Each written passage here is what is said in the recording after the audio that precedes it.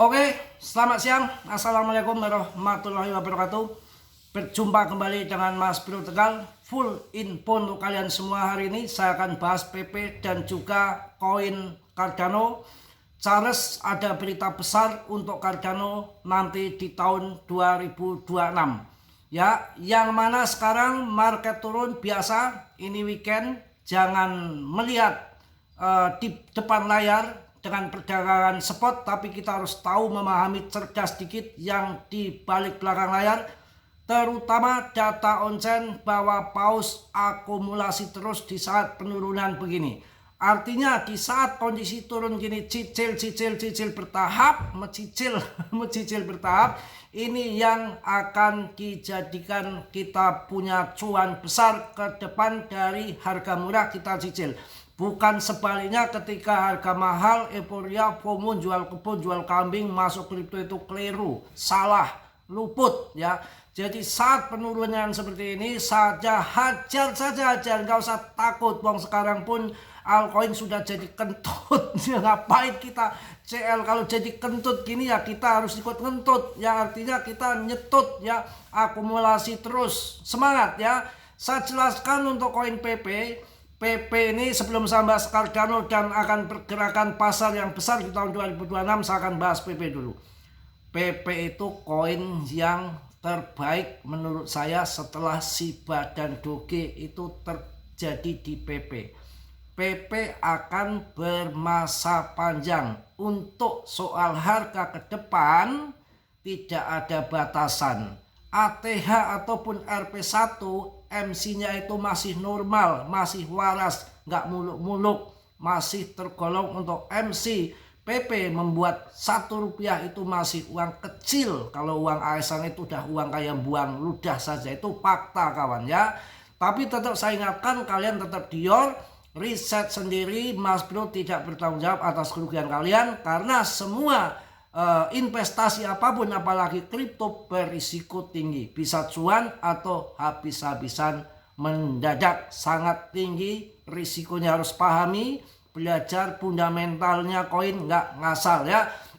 Kita tengok masa lalu di tahun 2020, harga Shiba 0, di belakang koma ada 60. Kalau sekarang 60 itu sudah kepotong semua. Yang masuk di awal-awal artinya cuannya sudah tidak ketulungan. Long invest holder jangka panjang tetap menjadi pemenang.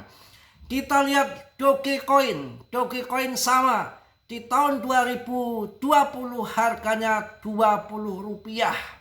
20 rupiah. Walaupun sekarang kendor seperti ini, turun ancur-ancuran Dogecoin yang kemarin masuk di tahun 2020, artinya long invest jangka panjang, dijual sekarang, cuannya sudah nggak kehitung lagi ya, nggak akan kehitung lagi. Sama saat ini PP ya, PP harganya masih murah, kalian holding saja karena PP belum mengalami yang namanya bull run, belum naik jutaan persen, belum naik jutaan persen kayak Shiba dan Doge.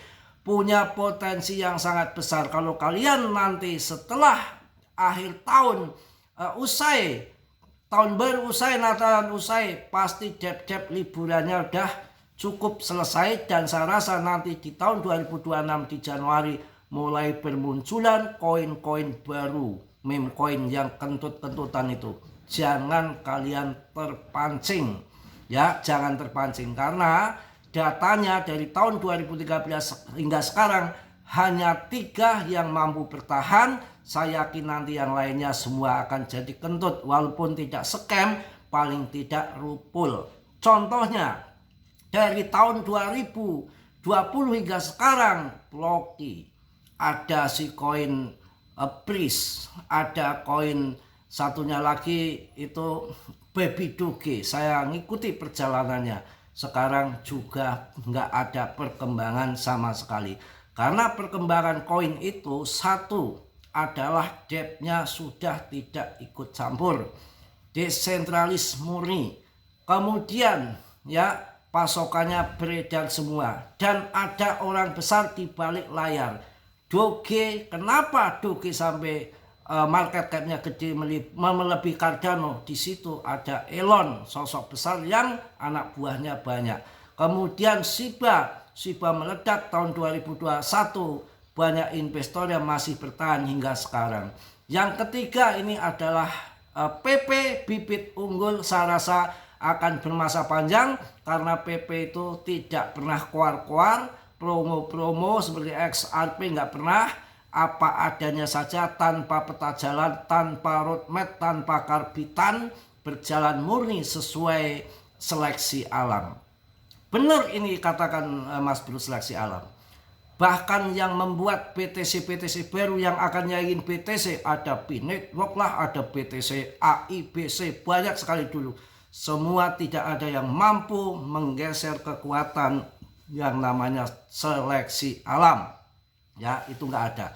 Kenapa saya bilang PP seleksi alam? Dari ribuan bahkan jutaan koin tersisa hanya PP. Kalian kalau kita bicara yang ringan-ringan saja, anak saya di SMP kelas 3 total muridnya hanya 40 orang. Untuk menjadikan ranking 1 dari geser 40 orang pun penuh perjuangan, tidak mudah, belajar siang malam. Apalagi PP ini menggeser jutaan meme coin di luar sana, bahkan real project masih ya banyak yang terjungkal. Dan saat ini rankingnya masih 43, kapitalisasinya masih di atas 30 triliun, holdernya meningkat terus, nggak ada yang kita khawatirkan ataupun kita ragukan. Sekarang kalian lihat yang namanya XPL, real project, jos, rame, digembar-gemborkan, tapi di situ ada holder ataupun investor yang main lepret, hanya mengangkat sesaat saja. Investor abal-abal, bukan naiknya karena alami, tapi di karbit akhirnya hancur, bikin orang sangkut. Padahal bukan meme coin, harganya pun koinnya pun bukan meme coin, tapi masih dikuasai depnya masih menguasai, dan masih banyak unlock token-token yang akan beredar lagi nanti sampai tahun 2020. Kalau tahun 2026, kalau PP sudah nggak ada model unlockan, nggak ada kucluk-kuclukan, sesuai supply and demand. Sepanjang sejarah kalau kita sadari, perhatikan secara cerdas, mirip-mirip BTC, desentral itu hanya ada BTC dan PP. Kenapa GZ getol adopsi 62 pasokan dari PP? Akan dibuat, kalau saya dengar-dengar itu dari website yang tersembunyi di luar itu, untuk mengulang sejarah BTC. Bukanlah BTC dulu meme coin, tapi bukan berarti harganya sama dengan BTC. Ya, paling tidak cuannya ke depan akan melebihi dari BTC, itu bisa terjadi. Ya, karena apa? Desentralis tadi yang hanya sesuai supply and demand tanpa dipegang sama depnya. Ini yang menarik di koin PP seperti itu. Tapi dengar-dengar bukan sebulan, 2 bulan, ataupun setahun, 2 tahun. 1 dekade yang akan datang. Ya, jadi koin Shiba Doge dengan komunitas holder yang banyak, ya, sampai bermasa panjang, sampai sekarang masih eksis. Dan juga PP ini diperkirakan akan bermasa panjang. Jadi harganya ke depan nggak ada yang tahu.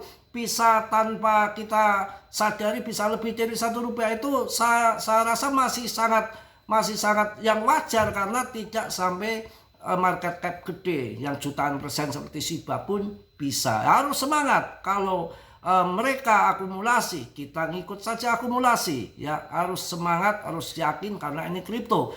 Biarlah geopolitik global secara ekonomi tenang dulu, biar berkutakannya Trump selesai dulu, biar fase BTC selesai dulu, nanti akan datang kemungkinan all season, kita akan cuan semua. Yang berita info yang terbaru ini bergeser mengenai siklus 4 tahunan, sekarang ditambah diperpanjang, katanya siklusnya jadi 5 tahun sekali. Sejak adanya ETF itu, info-info yang terbaru, berita yang terbaru bahwa siklusnya 5 tahun sekali sampai tahun 2026. Dengan mana pemangkasan suku bunga akan dilanjut sampai tahun 2026. Kok sekarang belum pump besar-besaran?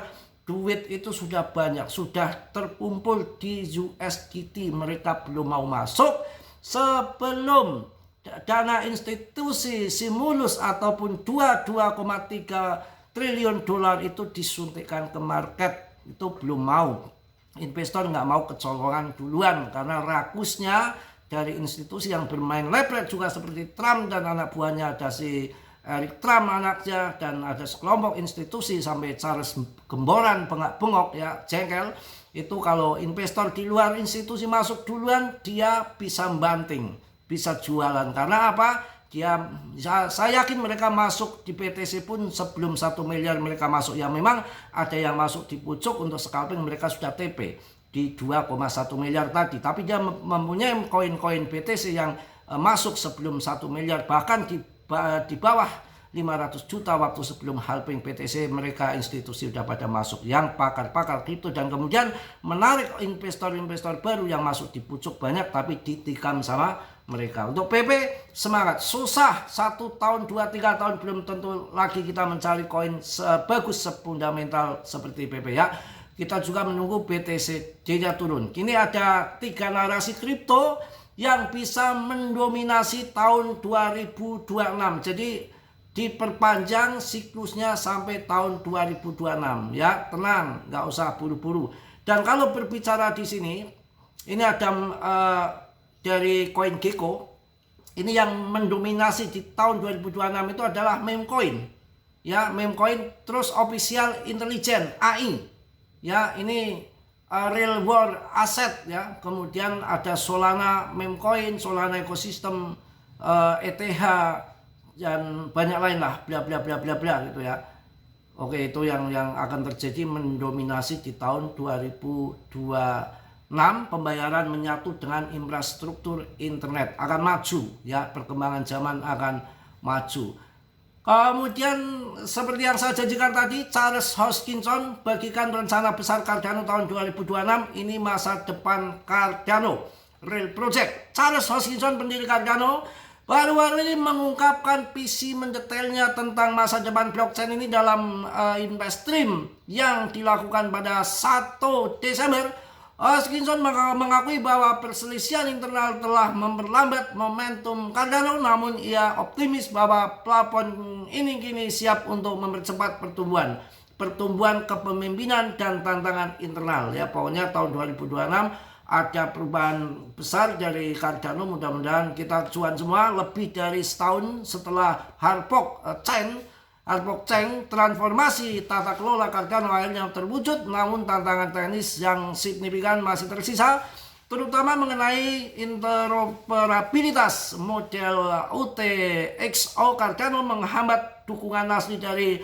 kerangka kerja lintas rantai utama seperti Layer 0, dan Chainlink membuat pengembangan jembatan khusus menjadi lambat dan memakan banyak sumber daya. Yang itu yang lagi terjadi, yang akan dipecahkan, dan ada sesuatu besar yang dijanjikan masa depan dan harapan masa depan Cardano yang dijanjikan sama Charles.